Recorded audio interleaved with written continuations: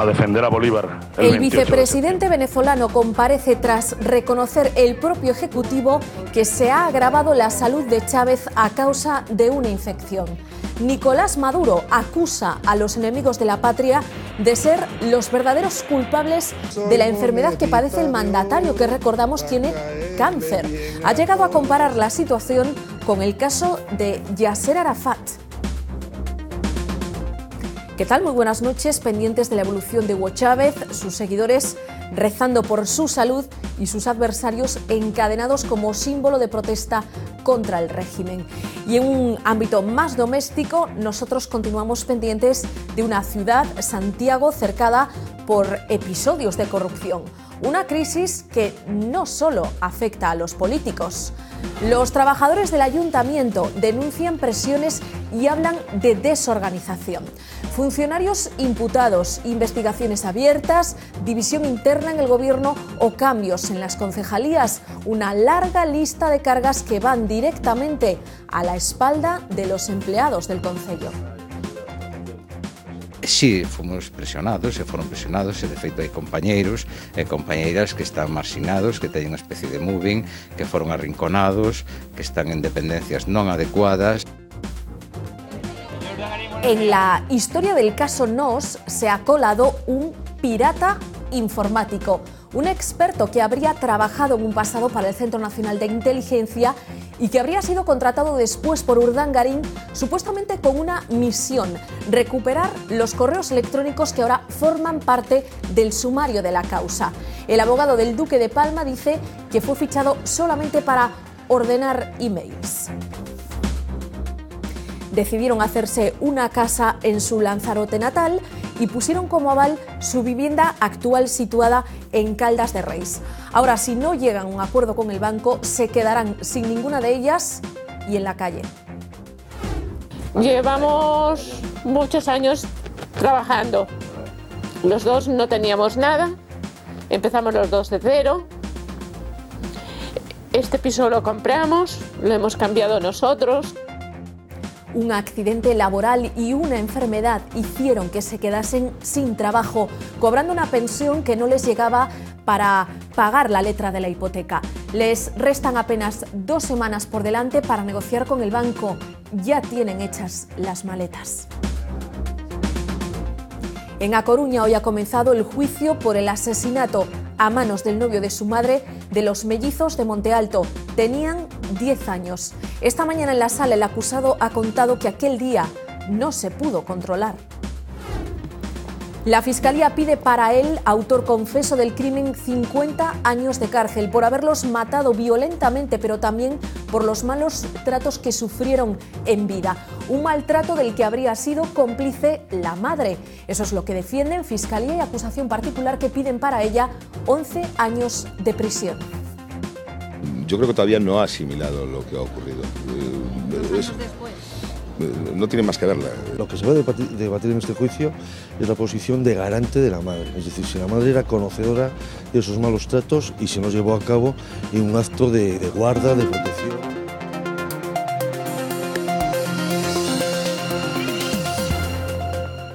Julio de 2010 fue la última vez que el presidente de la Xunta compareció en el Parlamento, al margen de las convocatorias obligadas como son la sesión de control o el debate de Estado de la Autonomía. Feijóo elude dar explicaciones ante la Cámara. El PP ha rechazado hoy por tercera vez la comparecencia del presidente solicitada por la oposición para que explique los casos de corrupción en Galicia. El próximo 14 de marzo se activará en el Parlamento la Comisión de Prevención de la Corrupción. Hoy los grupos de la oposición han expresado sus dudas sobre la utilidad de este organismo. Ague amenaza con ausentarse si el grupo de trabajo no profundiza más en los problemas de corrupción en los partidos. Alternativa ha pedido además que se endurezcan las penas para estos delitos. PSOE y BNG exigen que los políticos formen parte del instrumento parlamentario que arrancará en 10 días.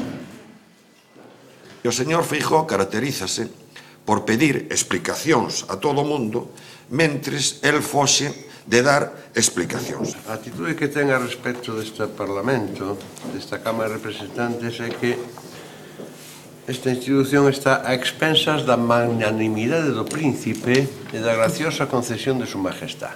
Lamentamos profundamente esta fuxida literal do señor Feijóo das súas responsabilidades como presidente da Xunta de Galicia.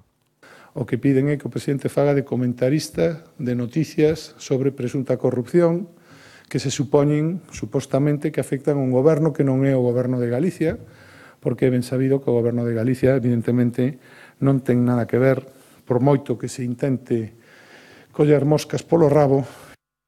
La corrupción fue uno de los asuntos protagonistas del especial Vía V que emitimos anoche. Se trataba de analizar si la situación económica está derivando hacia un nuevo paradigma político. Xosé Manuel Beiras insistió en que la sociedad busca únicamente que solucionen los problemas que les afectan a diario. E estamos ante unha crise de valores brutais. Por exemplo, a corrupción. Que pasa coa corrupción? Aquí nin Rajoy, nin Lamato, nin ninguén dimite e estamos ante o espectáculo da podremia, a cantidad de esterco que xurne por aí arriba e ninguén se sinte responsable. Eso é democracia? E non hai ningún cese. Agora, se fose de determinado outro bando, inmediatamente se exigiría. Algún hai, Algún hai. Aquí falábase dun exalcalde, por exemplo. Alcalde de Boqueixón. E tamén dimitiron algúns deputados. Non me tomes de chirigota. Rajoy, Cospedal. Pero por que di que son corruptos? Porque están implicados. Pero usted como sabe? Esperemos a que o diga un xuiz. O fundamento do Estado de Dereito que un non é culpable hasta que alguén o demostra. Vostede que elementos de proba ten para condenar? A ver, José María Aznar, decir que unha persona é corrupta sin ter probas, a mí chama a atención. Esta noche Vía V abordará la situación que atraviesa el Ayuntamiento de Santiago, un concello inmerso en la investigación Pokémon y con un gobierno dividido. La crisis que se está viviendo en Compostela afecta también a los propios trabajadores, denuncian presiones y hablan de una total desorganización. Los últimos registros en el concello de Santiago y la detención del exedil Albino Vázquez fueron la gota que colmó el vaso de un periodo convulso. Los funcionarios saltaron. Debemos avisar que esta situación de desgobierno pone en situaciones muy comprometidas a los trabajadores.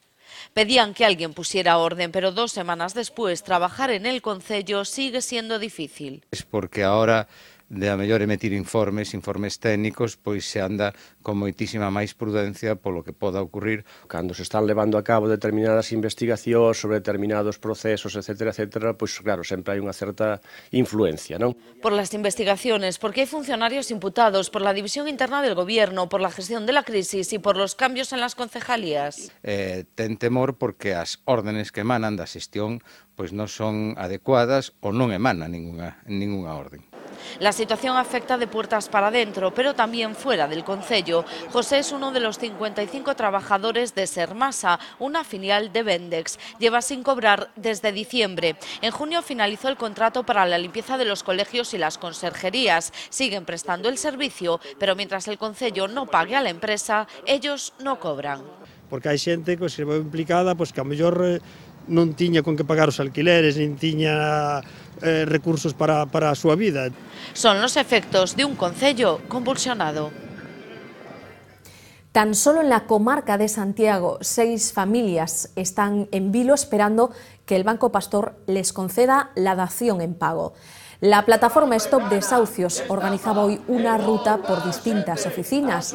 Insisten en que esta entidad financiera no ejecuta los desahucios, pero que tampoco contesta a las peticiones de dación en pago, con lo cual la deuda de los afectados va en aumento. Algunos de esos 6 casos son especialmente graves al haber menores de por medio. Es el caso de una familia de Teo con 6 niños a su cargo, o el de María, que con 3 hijos que alimentar no consigue pagar los 1.200 euros mensuales de hipoteca. Hemos pedido una dación y estamos a ver qué respuesta nos dan. ¿De momento? De momento nada.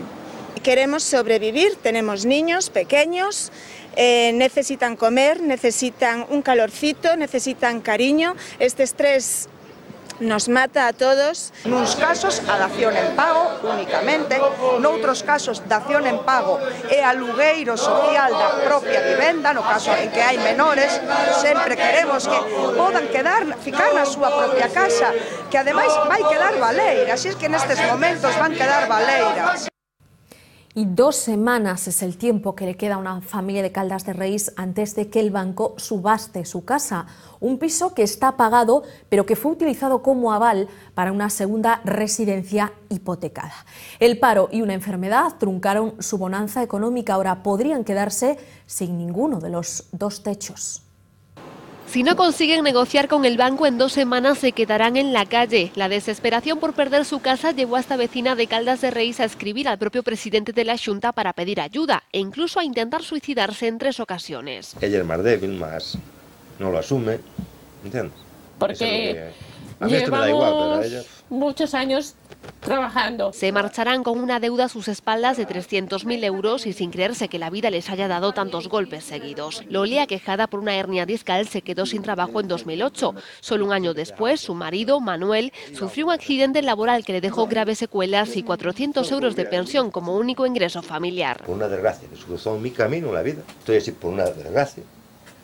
Y me marcan para toda mi vida. Él tenía una pequeña empresa dedicada a la construcción, época de bonanza en la que decidieron hacerse una casa en su ciudad natal, Lanzarote. Entonces no imaginaban lo que se estaban jugando al poner de aval su residencia de Caldas, ya pagada y donde llevan 22 años.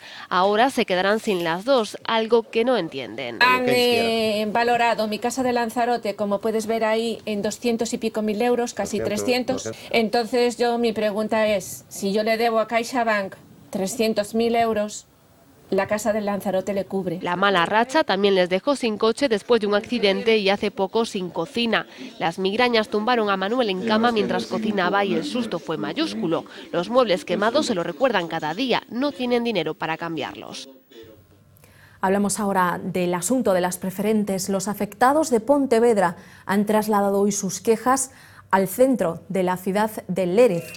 En el caso de esta provincia de Pontevedra, los ánimos están todavía más encendidos tras las polémicas declaraciones realizadas por el presidente de la institución provincial. Rafael Louzán llegó a decir en una entrevista concedida a esta cadena que detrás de las movilizaciones celebradas en los plenos se encontraba un comando que solo buscaba reventarlos. El colectivo está indignado. O señor Louzán públicamente dixo que o alcalde de Oia fora presionado. O alcalde de Oia, públicamente, outro día en Bayona, dixo que no, que ele o único que facía era defender aos seus cidadáns, cousa que o señor Louzán ni o señor Feijóo fan. Los 2 miembros del PSOE de Vimianzo que promovieron la moción de censura contra el alcalde nacionalista Manuel Antelo denunciarán ahora a su propio partido por haberlos expulsado de manera irregular.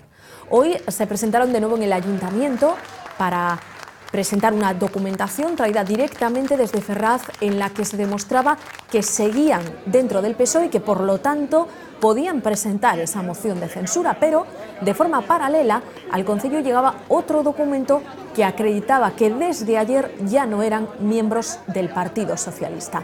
Así las cosas, el nacionalista Antelo sigue en la alcaldía.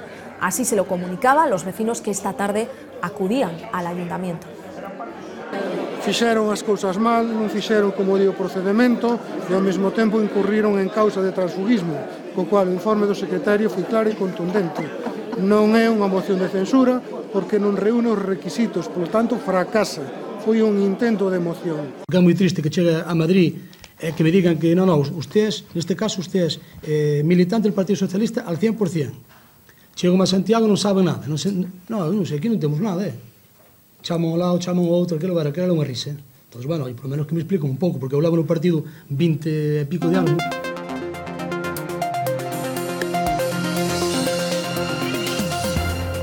Bruselas vuelve a apretar las tuercas del engranaje económico español. Nos demanda otra subida del IVA, que de guindos descarta, más impuestos sobre los carburantes, retrasar todavía más la jubilación y un mayor control sobre las cuentas de las comunidades autónomas, entre otras muchas cosas. Bruselas ha publicado las notas de la segunda evaluación a España. La versión del Gobierno.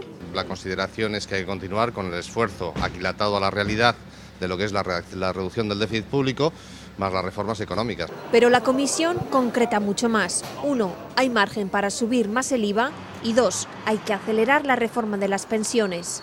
La receta es siempre la misma, demasiada gente. O sea, demasiado gasto para 4 que trabajamos. Los políticos están 6 años trabajando y tienen la máxima pensión. Cada vez los sueldos más bajos y las cosas más caras. Los recortes no están solucionando nada. La reforma financiera avanza según la Comisión, aunque los riesgos para el sector siguen siendo altos. Aquí algunos banqueros reclamaban más reformas. Uno de los temas a los que nos tenemos que enfrentar, la corrupción a todos los niveles y en todos los campos. El presidente de Bankia también insistía en mejorar la eficiencia del sector público y la educación. La vicepresidenta del Gobierno ha viajado hoy a Alemania, Berlín, para entrevistarse con varios miembros del Ejecutivo germano, entre ellos Merkel, con la que ha tenido una especial sintonía. De hecho, con ella ha pasado más tiempo del previsto. También se ha reunido con el ministro de Finanzas. Ambos dirigentes le han trasladado a Santa María su preocupación por los índices de paro juvenil en España. Y de vuelta a nuestro país, hoy ha habido sesión de control al Gobierno en el Senado y se ha vuelto a hablar del dique flotante de Ferrol. El PSOE ha pedido compromisos firmes. Le ha contestado el ministro Montoro, que acusa a los socialistas del BNG de dañar la imagen de Navantia con tanta demagogia. Promesas, promesas. Realidades ninguna. Bueno, sí, realidades sí. 1.900 puestos de trabajo destruidos, 6 contratos para reparar perdidos, un contrato con Noruega perdido y ningún plan de empresa. Que dejemos a Navantia a un lado en relación con los debates políticos, que dejemos de hacer demagogia cuando durante tanto tiempo no se consiguió ni un solo contrato y ustedes estaban dando el sí a esa política. Después de haber presentado preconcurso de acreedores, Alimentos Lácteos acaba de anunciar la aplicación de un ERE que afectará a los 81 trabajadores de la fábrica ubicada en el municipio lucense de Outeiro de Rei. La empresa perteneciente al Grupo Pascual asegura que se trata de una medida temporal con la intención de refinanciar su propia deuda y poder salir adelante. Los empleados continúan acudiendo a sus puestos de trabajo a la espera de que las negociaciones permitan aplicar un plan de negocio que contemplaría la incorporación de toda la plantilla, incluso su incremento. A situación é crítica, é dicir, non existe ningún tipo de produción, nin se lle espera. E ante determinadas eventualidades e ante a presuposta falta de liquidez, pois, operaron así deste xeito. Este é un ERE que no cal nos vai afectar moito os condicionantes que se vayan mantendo cos distintos acreedores e incluso dende a propia Xunta de Galicia. Un espía, un hacker informático, se cuela en la trama del caso Nos. Al parecer habría sido contratado por el propio Urdangarín para analizar el disco duro que contiene los correos electrónicos del instituto y que son ahora incluidos en el sumario de la causa. Ese experto había colaborado además hasta 2008 con el CNI, el Centro Nacional de Inteligencia. Es el último ingrediente que le faltaba al caso Urdangarín, el espionaje. Señor Urdangarín, buenos días. El propio Duque de Palma podría haber mandado contratar a este hombre, Matías Bevilacqua, un ingeniero informático que ha trabajado para el Centro Nacional de Inteligencia. A él le habría encomendado la misión de descifrar hasta 30.000 correos electrónicos. Procedían del ordenador de uno de los cuñados de Diego Torres, el ex socio de Urdangarín, encargado de la contabilidad de las empresas de ambos. Todo se ha destapado a raíz de esta operación policial, la operación Pitiusa, un entramado de espionaje en el que fue detenido Bevilacqua. La policía encontró el pendrive con los correos y el hombre explicó que se lo había entregado el abogado del Duque de Palma. Urdangarín habría decidido contratarle cuando su ex socio amenazó con entregar al juez emails comprometedores para la corona, cosa que hizo finalmente en los juzgados de Palma hace 20 días. ¿Informático en CNI? No. ¿Colaboraba con el CNI este informático? No sabía yo esto. No. Al final ha reconocido que contrató a una empresa para que le ordenara los emails. Pero todo este tema de los mails, ahora que yo recuerde, era para poner en orden los que me dio el juzgado, algo así creo que fue. Pero en el pendrive había 10.000 emails que el hacker recuperó y que no obran en posesión del juzgado. El ministro de Defensa ha negado hoy que Bevilacqua sea un agente del CNI. No es un agente del CNI, segundo, no trabaja ahora para el CNI. Según Morenés, la empresa de Bevilacqua fue contratada por el CNI solo ocasionalmente hasta el año 2008. 19 de marzo, ese día el director del CNI, a quien ven en esta imagen, deberá explicar en el Congreso ¿Qué relación tenía con el gobierno la amiga del rey, Corinna Wittgenstein? Tendrá que aclarar de qué trabajos delicados y confidenciales se trataba, tal y como los ha definido la princesa. El Sindicato Unificado de la Policía desvela hoy que Corinna tenía escolta oficial cuando vivía en España y que estaba protegida por el Centro Nacional de Inteligencia. Su nombre en clave era Ingrid. Durante su estancia en nuestro país habría vivido aquí, en El Pardo, en una finca muy cercana al Palacio de la Zarzuela. La Fiscalía Anticorrupción ha solicitado al Senado las declaraciones de patrimonio de Luis Bárcenas, las que van de 2004 a 2010, los años durante los que fue miembro de la Cámara Alta. Hoy la casa del extesorero ha vuelto a ser un hervidero de medios de comunicación. Ingresó usted 11 millones de euros en Caja Madrid. En los que estaban en Caja Madrid. ¿Ha hecho de testaferro de su marido? ¿Podrá demostrar en algún momento si le pregunta al juez? Hola, muy buenas, Luis. ¿Hay una información por la cual dice la mujer de su mujer que han dicho 10 millones de euros? ¿Le han devuelto los ordenadores? ¿Los ha reclamado? Los periodistas lo intentaron con la mujer de Bárcenas, Rosalía Iglesias, y después con el propio Bárcenas, pero fue imposible arrancarles una palabra.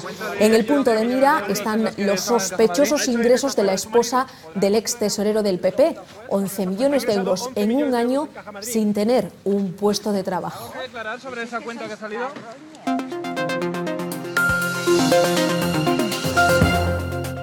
Javier Estrada confesó a la policía haber matado a los 2 mellizos de A Coruña en agosto de 2011.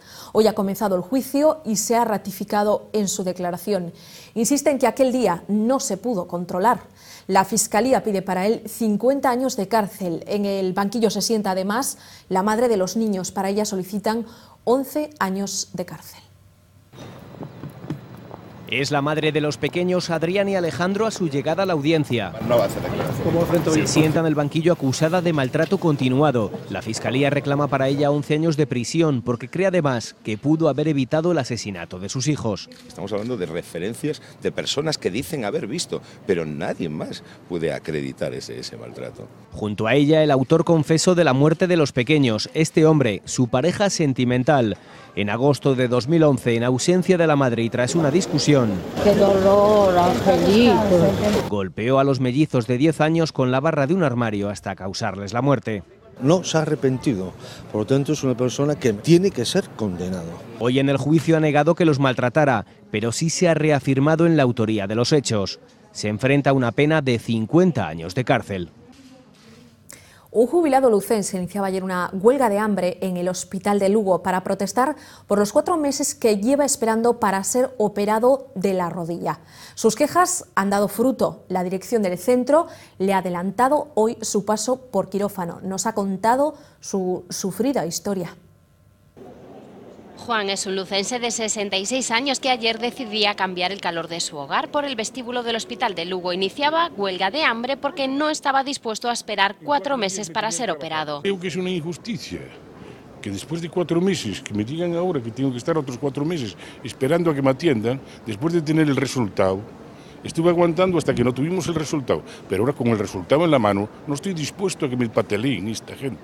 Tras meses de pruebas llegó el diagnóstico, tiene el menisco roto por 2 sitios. Esta misma mañana el Sergas aseguraba que el suyo no era un caso prioritario. Tengo derecho a tener salud y a tener una vida digna y no voy a andar con la pierna, ya no aguanto más. Critica la atención recibida este tiempo, cree que si no fuese jubilado sería distinta. Entré aquí en silla de ruedas 2 veces en urgencias y me volvieron a mandar para casa sin hacerme nada, con una rodilla así hinchada. Venía dispuesto a todo. Esta va a ser mi casa, yo a casa no me vuelvo con la pata a rastras. Pero no ha sido necesario. Tras la repercusión de su caso, la dirección del centro hospitalario le acaba de anunciar que pasará por quirófano este mismo mes, así que a primera hora de la tarde regresaba a su casa a la espera de ser intervenido en los próximos días. En otro hospital, el Quirón de A Coruña, hoy ha venido al mundo el nieto del tercer hombre más rico del planeta. Se llamará como su abuelo, Amancio. ¿Qué tal ha salido todo? Bien, gracias. Bien. ¿Quién se parece más, a ti o a la madre? Bien, no sé, gracias. Acaban de escuchar al padre de la criatura, Sergio Álvarez, el marido de Marta Ortega. Minutos después veíamos salir de la clínica a la abuela del pequeño, a Flora Pérez, esposa de Amancio Ortega, y por la tarde al propio dueño de Inditex. El nacimiento de uno de los herederos del imperio Inditex se producía por cesárea alrededor de las 10 de la mañana. Ha pesado casi 4 kilos. Continúa recuperándose el rey. Ayer les contábamos que había comenzado a dar unos pasos. Hoy ha empezado con los ejercicios de rehabilitación. Continúan también las visitas a la clínica de la Milagrosa, donde está ingresado. Esta tarde ha sido el príncipe el que se ha acercado para ver cómo evoluciona su padre. Don Felipe asegura que ha visto bien al rey y que se imagina que esta noche no se perderá el partido de la Champions entre el Manchester y el Real Madrid. Se lo decíamos al comienzo de este tiempo informativo, el mundo entero está pendiente del estado de salud de Hugo Chávez. El Gobierno y altos mandos del Ejército mantenían esta tarde una reunión en Caracas, aunque insisten en que esa reunión no tiene nada que ver con el agravamiento de la salud del presidente. En la rueda de prensa posterior, el vicepresidente Nicolás Maduro ha asegurado que el Gobierno tiene pistas de que Chávez habría sido atacado por sus enemigos, a los que ha acusado de inocularle el cáncer que sufre y que lo llevó a una cuarta operación quirúrgica en Cuba. Maduro insiste en que tienen pruebas de este envenenamiento y ha comparado el caso con el de Yasser Arafat. Chávez había sido trasladado desde La Habana hasta Caracas el pasado 18 de febrero, pero en las últimas horas su estado ha empeorado considerablemente a causa de una grave infección. Nosotros no tenemos ninguna duda y llegará el momento indicado en la historia en que se pueda conformar una comisión científica de que el comandante Chávez fue atacado con esta enfermedad. No pretendemos aguarles la cena, pero hoy nos ha llamado muchísimo la atención una noticia. IKEA ha retirado del mercado de 23 países su tarta de chocolate con almendras y no tiene nada que ver con la carne de caballo. Al parecer, las autoridades chinas habrían encontrado en estos pasteles niveles excesivos de bacterias fecales. En cualquier caso, y para que estén ustedes más tranquilos, podemos decirles que según la filial española de la compañía sueca, en nuestro país no hay ningún producto afectado. Curiosamente, hace tan solo unos días, IKEA dejaba de poner a la venta en otros 25 países sus famosas albóndigas. Esta vez sí, porque contenían trazas de carne de caballo y no estaban debidamente etiquetadas. Nos marchamos, se quedan como siempre con las historias del tiempo de Xavier Fonseca y justo después Vía V, esta noche ya lo saben, centrado entre otras cosas en la situación que está atravesando la ciudad de Santiago. Hasta mañana.